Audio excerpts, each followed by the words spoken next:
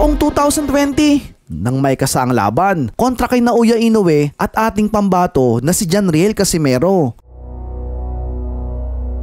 Nung panahong ito ay hawak ni Casimero ang WBO World Bantamweight title at ang laban na ito sana ay ang kanyang pagdepensa sa kanyang titulo kontra sa Japanese Monster. Subalit kinansila ito ni Bob Arum dahil di umano sa banta ng pandemic. Ngunit ang nakakapagtaka ay noong parehong taon din na yun ay nilabanan ni Naoya Inoue si Jason Moloney, kung saan kasagsagan pa rin iyon ng pandemic. Tila ba lumalabas na pinipili lamang ni Inoue ang kayang-kaya nitong talunin. Kaya naman sa aking palagay ay talagang iniiwas ni Bob Arum ang kanyang bata na si Inoue kay Casimero, sapagkat alam nito na may kalalagyan ng The Monster sa mga kamao ni Casimero. Ang malaking tanong ngayon ay paano kung natuloy ang sagupaang Inoue at Casimero? Mananatili pa rin kayang undefeated ang The Monster? Upang magkaroon pa tayo ng mas malawak na ideya, narito at balikan natin ang naging laban ni Naoya Inoue kontra sa ating pambato na si Marlon Tapales noong 2023. Ito ay para sa titulong Super Bantamweight Undisputed Title. Hawak ni Tapales noon ang unified belt na WBA at IBF na nakuha nito kay Murodjon Akmadalib. Samantalang hawak naman ni Inoue ang WBC at WBO. Ngunit bago tayo magpatuloy ay inaanyayahan kitang mag-subscribe at pindutin ang notification bell upang palagi kang ma-notify sa mga bago nating video. Sa pagsapit ng mismong laban ay inumpisahan ni Naoya Inoue ang sagupaan sa pamamagitan ng mga jab.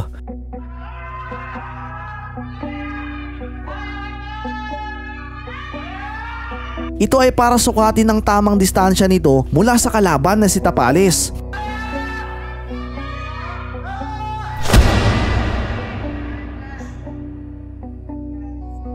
Habang si Tapales naman ay gumaganti lamang ng mga sariling jab nito bilang pang-counter sa mga puntos ni Inoue.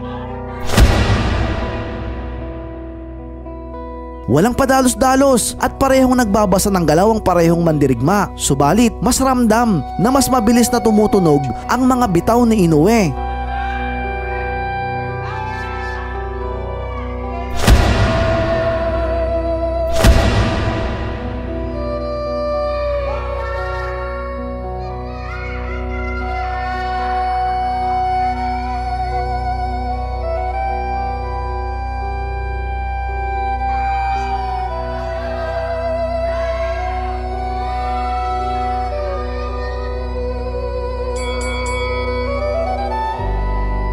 Pasok ng round 2, patuloy pa rin na binabasa ni Inoue ang mga galaw ni Tapales gamit ang step in, step out, mga jabs, setups at mga single power shots nito upang makaipon ng mga puntos.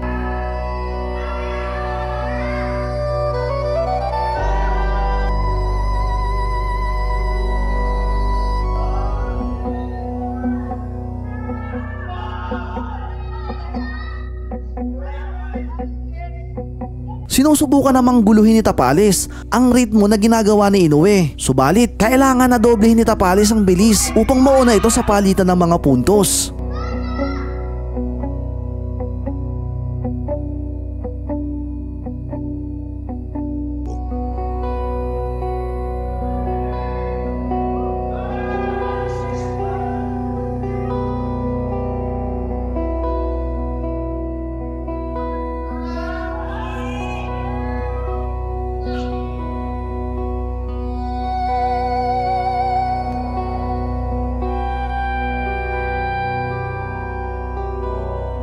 Pagsapit ng round 3 ay hindi maitatanggi na mas maganda ang footwork at mas agresibo ang tindig ni Inoue.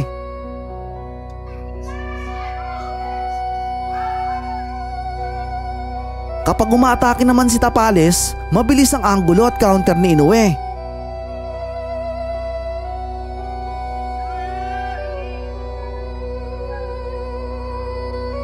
Isang 1-2 combination at right hand ang bumubuta sa depensa nito at dito ay lumilitaw ang paghihiwalay ng bilis at timing.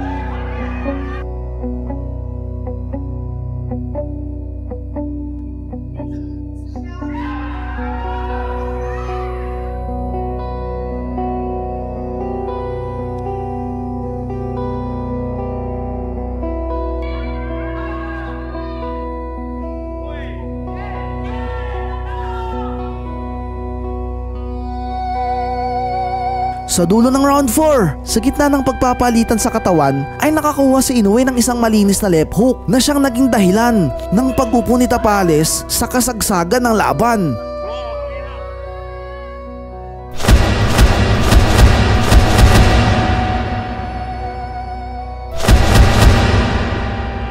Binilangan ito ng referee.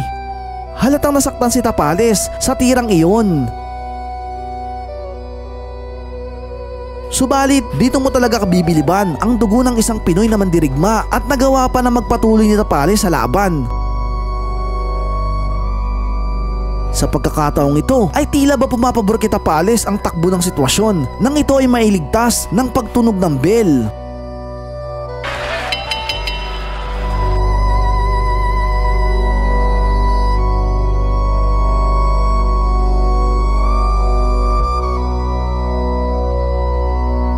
Pagsapit ng round 5 ay tila ba muling sumisipa ang dugong mandirigma ni Tapales nang ito ay muling makipagsabayan sa Japanese Monster ng kamao sa kamao.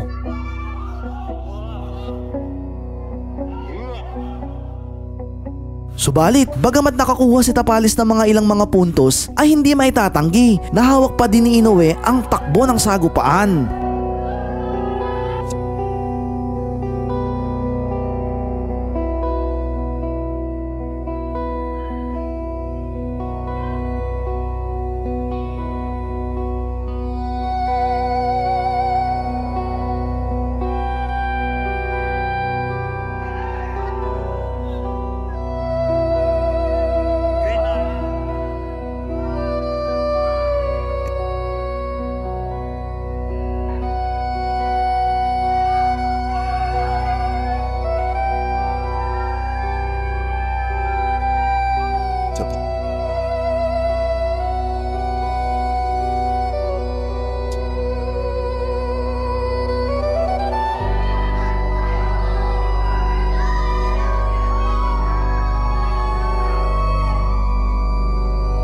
Pagpasok ng round 6, bagamat patuloy na nilalaban ni Tapales ang malaking uno sa laban na ito, ay talagang matindi ang lakas ng The Monster.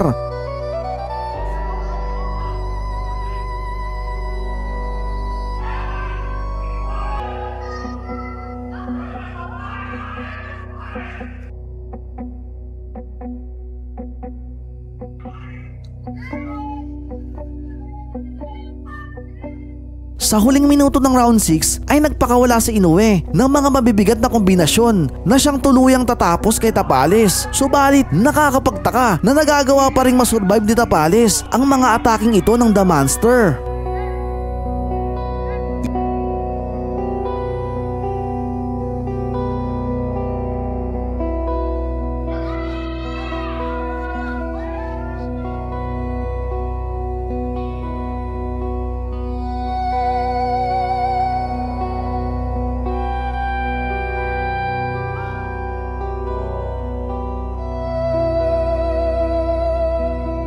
Pagsapit ng round 7 ay tila babagyang humupa ang unos para kay Tapales. Subalit batid ng mga manonood na anumang sandali ay maaari ng wakasan ng The Monster ang sagupaan.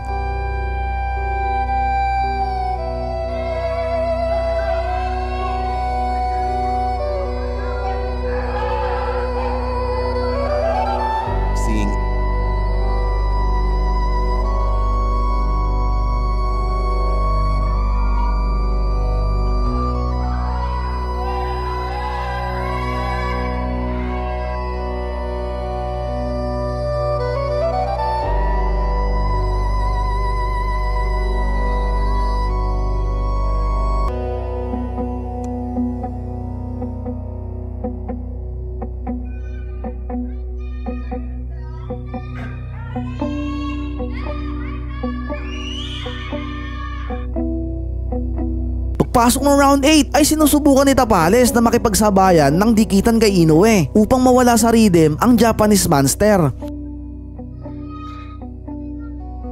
Subalit matindi ang footwork ni Inoue. Bawat butas na makita nito ay sinusulatan nito ng solidong tira upang mapanatili ang pressure kay Tapales.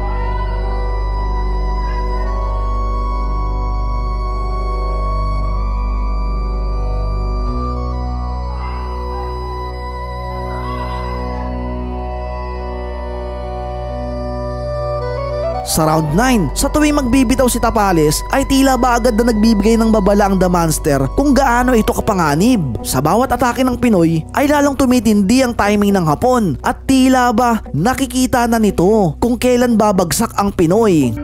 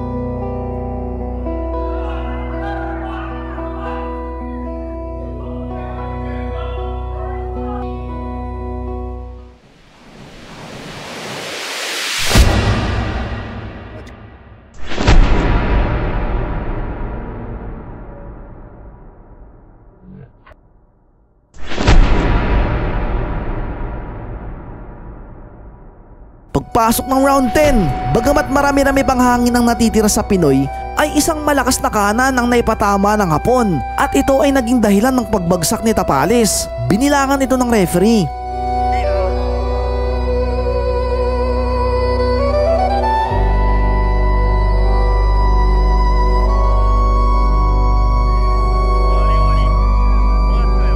Bagamat nais pang ituloy ng Pinoy ang laban, tila ba hindi na nakikipagkaisa ang katawan nito sa sinasabi ng utak nito.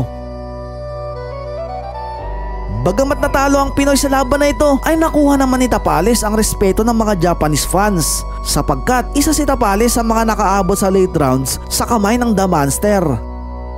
Kung si Casimero kaya ang nakasagupa dito ni Inoue, magagawa din ba ni Inoue ang ginawa nito kay Tapales? O tuluyan ang babasagin ng kaliwa ni Casimero ang eye socket ni Inoue, katulad ng ginawa dito ni Donaire? Ano sa tingin mo? Pag-usapan natin yan sa comment section. Matapos ang huling laban ni Naoya Inoue nito lamang taong 2025, ay sa ikalawang pagkakataon, ay muling natikman ng Japanese Monster ang lasa ng lona.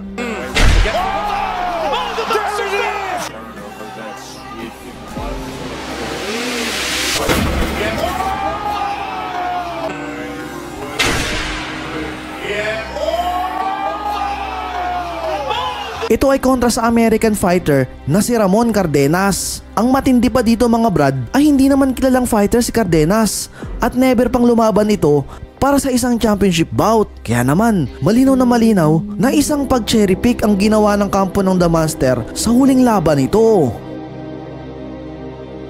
Napaisip tuloy ako na paano na lamang kung katulad ng isang kalibre ni Casimero ang nakasagupa ni Inoue. Babangon pa kaya ito matapos nitong sumalo ng mga kamao ni Jandiel? Kung ating matatandaan, sa huling laban nito kontra kay Saul Sanchez ay brutal nitong winasak ang dugong Meksikano sa loob lamang ng round 1.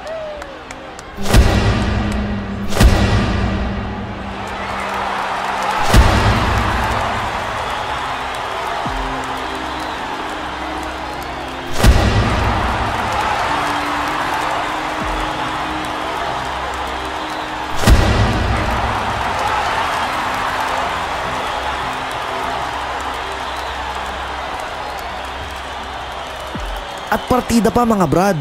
Mabilisan pa ang pagbabawas ng timbang dito ni Janriel. Ibig sabihin nun ay dehydrated ito bago mag-umpisa ang laban.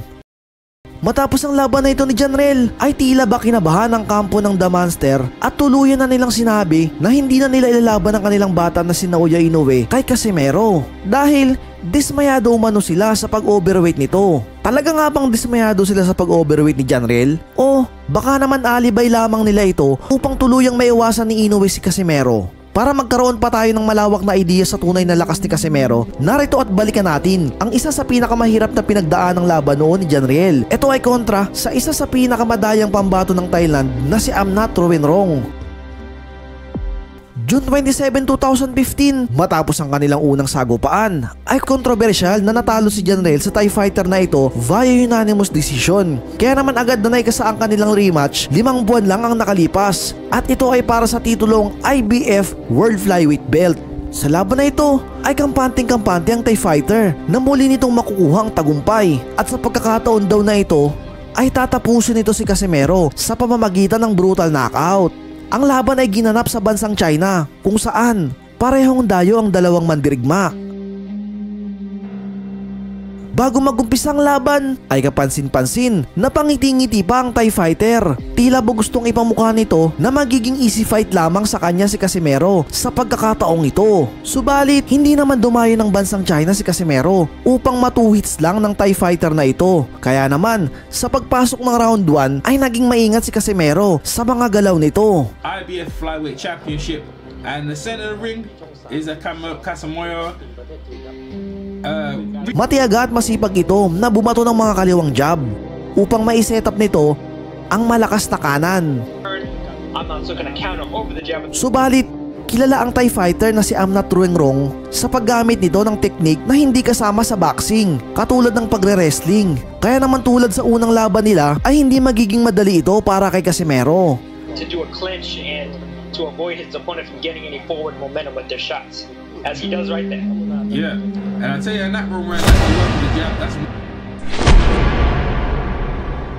nice right hand by Rumwang, and this is what he probably wants, man. He's on the front foot, very good boxer. He likes to work the jab up and down. Look, some good counter punches, like Ho Chi Minh against him as well. He's done a really excellent so far in it for a while. Yeah, that fight as well as the custom of those fights. Working on the jab.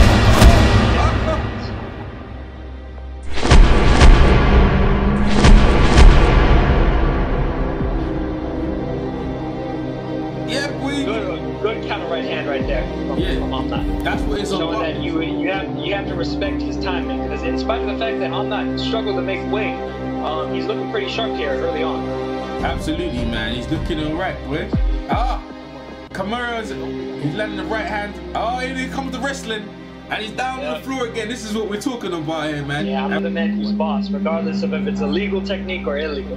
What do you think he learned them things? You reckon he learned them things from Thai boxing or something like that? Yeah, he's done Muay Thai kickboxing in the past, so probably a little bit of that in his repertoire. Yeah, I see him trying to put his foot behind it, Casimero, trying to trip him. A lot of boxers in Thailand, train in both sports, so they have a very wide variety of skills that they could use, even if they're... Round 1, who you got winning so far?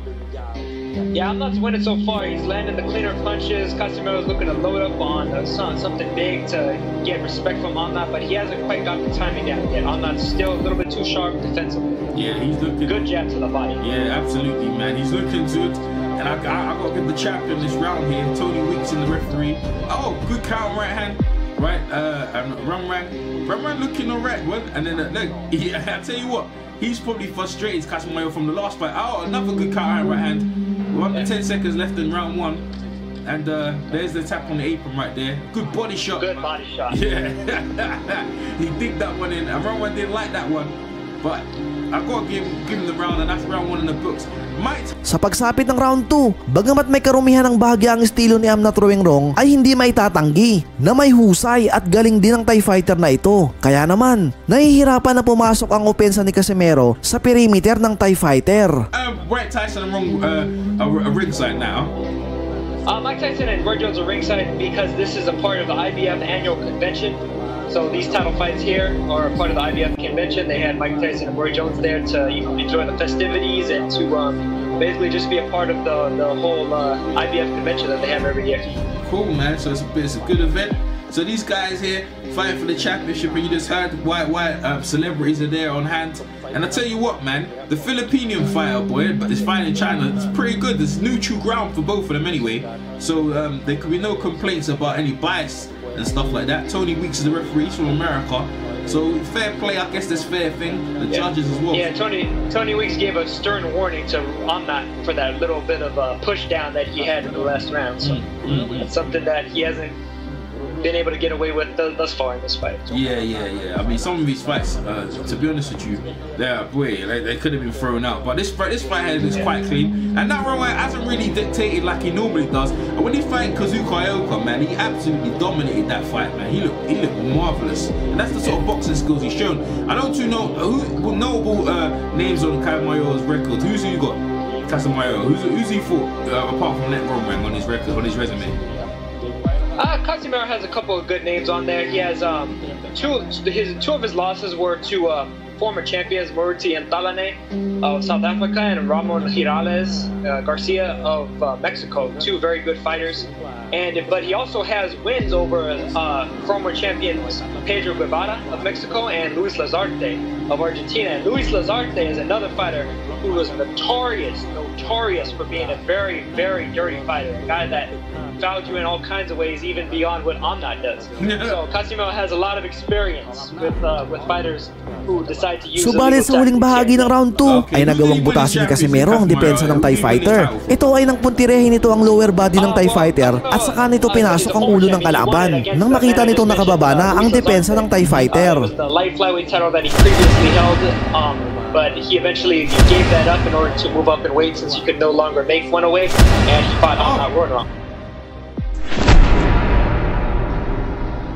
Epektibo ito at nagawang makapagpatama ni Casimero ng ilang malilinis na tira sa ulo ng Thai fighter. Subalit, tila ba nag-init ang Thai fighter dahil sa mga kamaong tinanggap nito kay Casimero. Kaya naman, nagawa pa nitong magyabang at asarin si Casimero. And of course, he lost that first fight. But he's doing real good here. Yeah, absolutely. But I tell you what, and this.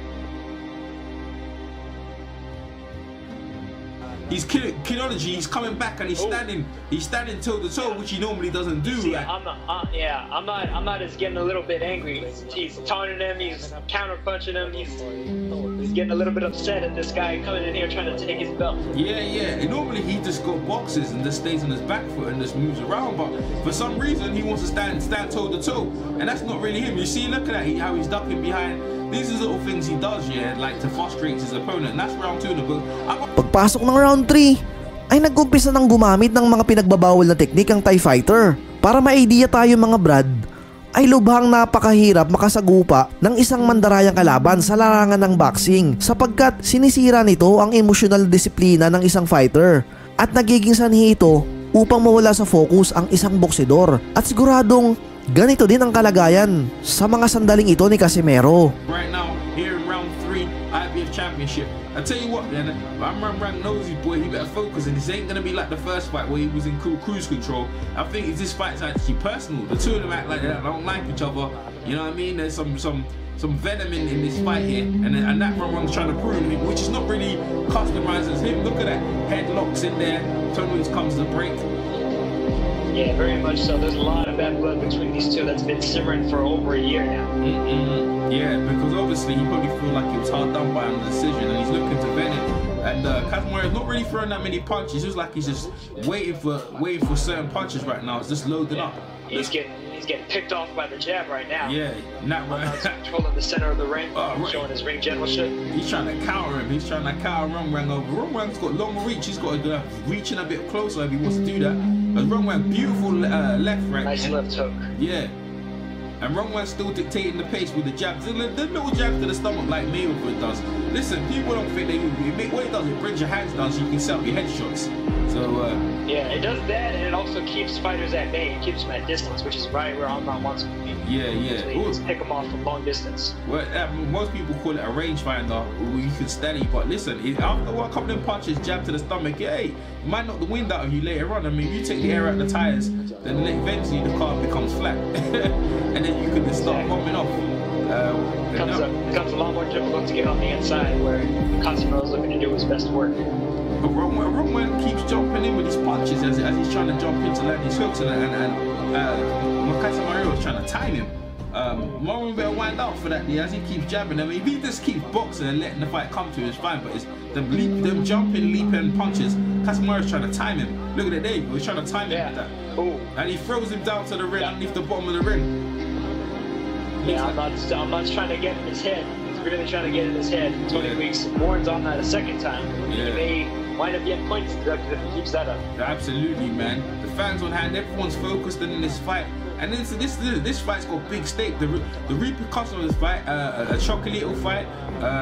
You got a Strala fight on the wing. So you know, Nat Ramos was secure his top. He's got. There's also potential rematches with Zhou Shuming and Kazuto Yoka possibly out there in the future.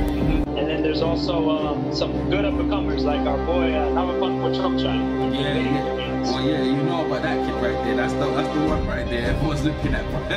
that's the danger, man. Everyone's looking at him. Sa pagsapit ng round 4 ay tila ba nawawala na sa focus si Casemiro. Ito ay dahil sa mga rabbit punches na binabato ng Thai fighter. Subalit, managed to keep Casemiro at range where he wanted to be. I have to agree with that, man. The fight fans listening, you put your scorecards in the comment section and tell me how you got it. I have to give it as well. I got 2-1 to Net Roman. John Casemiro, you're going to have to do a bit more than this day, and he's actually picking up the pace. Oh, clash of heads right there. Tony Weeks, they won. Now Ram puts his hand out, and then the battle resumes, and that's the sort of thing what happened. You know, as I say, like a Net Roman as he jumps in. Here in Beijing, China, IBF Flyweight Championship. Net Roman trying to defend. Ducking under. Good overhead right from Amnat. Oh, on your body. See, you know what that's called? That's called a rock bottom. That's called right there. That's a rock bottom by the rock. Right to the ground. And hey, the battle continues here in round 4. And a good left uppercut to the body for Net Roman. And look, him behind the back of the head. And that's what Net Roman got. He don't mind that stuff. Retaliate. Yep. Yeah, see, Casemiro retaliates and Weeks warns them both now. Good jab to the body from Amnat, trying to get the positioning back. Yeah. Oh!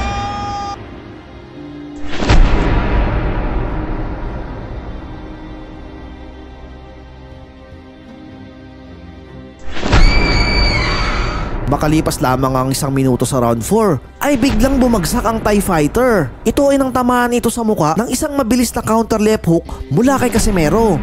Agad naman itong binilangan ni Tony Weeks. Batid ni Casemiro na hindi pa yun ang suntok na tatapos ng laban. Subalit, alam nito na nakapagtanim ito ng maximum damage sa Thai fighter. Kaya naman, matapos malampasan ng Thai fighter ang mga bilang ng referee, ay agad na sumugod si Casemiro upang tapusin na ang sagupaan. He still looks hurt. And he's going in for the kill. Oh man.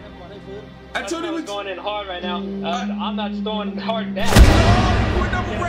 Oh, big right hand. And the fight has changed and he's trying for the biggest and the big 10-8. Subalit, mahaba ang tahid ng Thai fighter na ito at masasabi mong veterano rin ito sa larangan ng boxing. Pinilit itong mag-survive sa mga atake ni Casemiro sa pamamagitan ng mga clinch. Subalit, batid ni Casemiro na ganyan ang gagawin ng Thai fighter. Kaya naman, tila ba napaghandaan ito ni Casemiro hanggang maya-maya pa.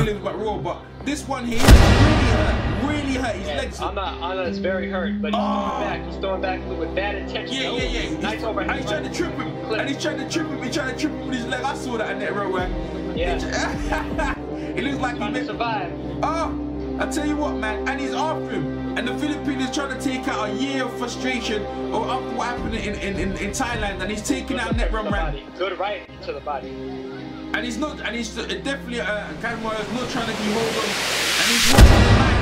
And a good body shot, he's down again. Ay isang malakas na body shot ang tumama sa tagiliran ng Thai fighter at ito ay nagmula sa kaliwang kamao ni Casemiro.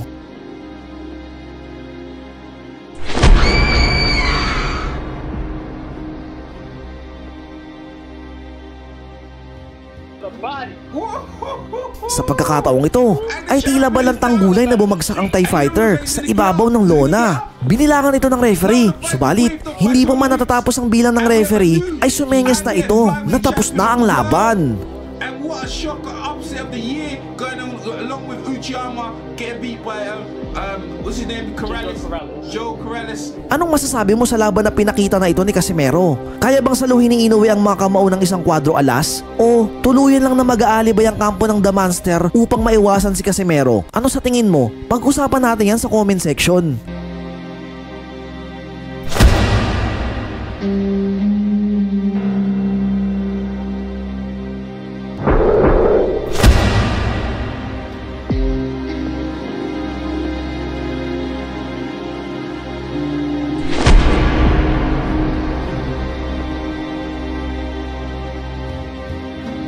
Kung nabitin ka naman sa ating video, ay inaanyayahan kitang mag-subscribe at pindutin ang bell button para updated ka sa mga kalidad na boxing topic. Maraming salamat po.